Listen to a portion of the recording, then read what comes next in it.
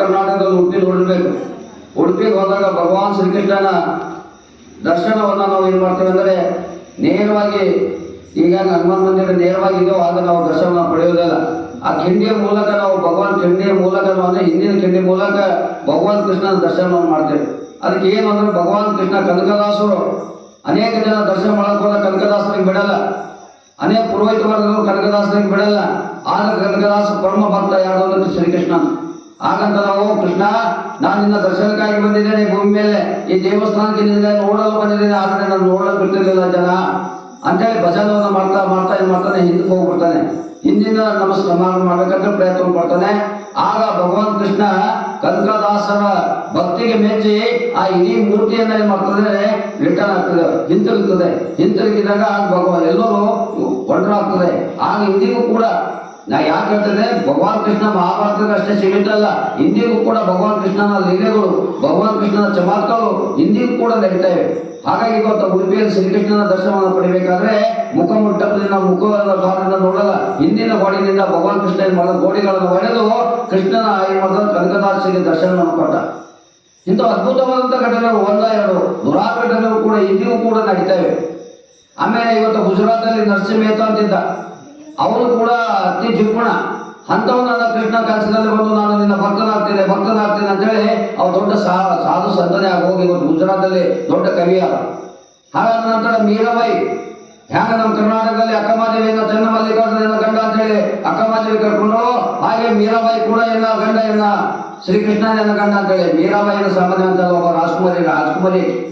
ರಾಜ್ಕುಮಾರಿ ಮನೆತನದವರು ರಾಜನ ಮಗಳು. ಇವತ್ತು ನಾಳೆ ಏನೇ ಕೊಡುಗೆಗಳೆಲ್ಲ ನಾವು ನೋಡ್ತೇವೆ, ಸ್ವಲ್ಪ ಶ್ರೀಮಂತ ಬಂದರು ನಾ ಏನೇನೋ ಮಾಡ್ತಾ ಇದ್ದಾರೆ, ಆದ್ರೆ ಹಾಗೆ ಮಾಡಲಿಲ್ಲ. ಅಧ್ಯಾತ್ಮದಲ್ಲಿ ಭಗವಾನ್ ಶ್ರೀಕೃಷ್ಣನ ಗಂಡನ ಭಾವಿಸ್ಕೊಂಡು ಅವಳೇನೋ ದೊಡ್ಡ ಸಾಹಿತಿ ಅದು.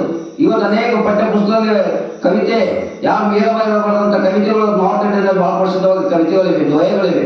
ಹಾಗಾಗಿ ಅವಳದು. ಮತ್ತೊಂದು ಕಡೆ ಸೂರದಾಸ್ ಕಣ್ಣಿರಲಿಲ್ಲ ಆದ್ರೂ ಕೂಡ ಸೂರದಾಸ್ ಕೃಷ್ಣಾನೆಯನ್ನ ಬಂದು ಬಳಗ ಅಂತ ಹೇಳಿ ನಡ್ಕೊಂಡ.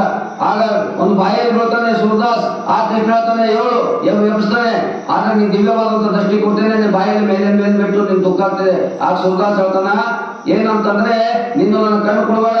ಯಾಕೆ ಕಣ್ಣು ಕೊಡೋಲ್ಲ ಅಂದ್ರೆ ನನ್ನ ಕಣ್ಣುಗಳು ಪಾಪ ಮಾಡ್ಬೋದು, ಅದಕ್ಕಾಗಿ ನನ್ನ ಕಣ್ಣಿಲ್ಲದೆ ನಿನ್ನ ದಿವ್ಯವಾದಂತ ಪರಮಾತ್ಮನ ಭಕ್ತನಾಗಿ ನನ್ನ ಕೆಲಸ ಮಾಡ್ತೇನೆ. ಸೂರದಾಸ್ ತ್ಯಾಗವನ್ನು ಮಾಡ್ತಾನೆ, ಕಣ್ಣು ಕೂಡ ಬೇಡ ಅಂತ ಹೇಳ್ತಾರೆ. ಆಗ ಸೂರದಾಸರು ಬಹಳಂತ ದ್ವಯನೇ ಇವತ್ತ ಅನೇಕ ಫಿಲಿಮ್ದ ಅನೇಕ ಗಾಯಕರು ಮಾಡಿದ್ದಾರೆ, ಬೇರೆ ಮಕಾನ್ ಕಾಯೋ ಅಂತ ಹೇಳಿ. ಅಂತ ದೊಡ್ಡ ಇವತ್ತ ಇಂದಿಗೂ ಕೂಡ ಕೃಷ್ಣನ ಲೀಲೆಗಳನ್ನ ನಾವು ನೋಡ್ತಾ ಇದ್ದೇವೆ. ಹಾಗಾಗಿ ಅನೇಕ ದಾಸರು ಹೆಂಗ ನಮ್ಮ ಕರ್ನಾಟಕದಲ್ಲಿ ಶರಣರಾಗೋದ್ರಲ್ವ ಹಾಗೆ ಕರ್ನಾಟಕದಲ್ಲಿ ಕೂಡ ದಾಸರಾಗೋದು. ಆದ ಪುರಂದಾಸರು ಇರ್ಬೋದು, ಅನೇಕ ದಾಸರು ಏನ್ ಮಾಡಿದ್ರು, ಕೃಷ್ಣನ ಕೊಂಡಾಡಿ ಆ ಪರಮಾತ್ಮ ದಿವ್ಯವಾದಂತಹ ದರ್ಶನ ಪಡೆಯುವುದು. ಇವತ್ತು ರಾಘವೇಂದ್ರ ನಮ್ಮ ಮಂತ್ರಾಲಯಕ್ಕೆ ಹೋಗ್ತೇವೆ, ಭಾಳ ಜನ ಮಂತ್ರಾಲಯಕ್ಕೆ ಹೋದಾಗ ಮಂತ್ರಾಲಯ ರಾಘವೇಂದ್ರ ಗುರು ಯಾರು, ಭಗವಾನ್ ಶ್ರೀಕೃಷ್ಣ.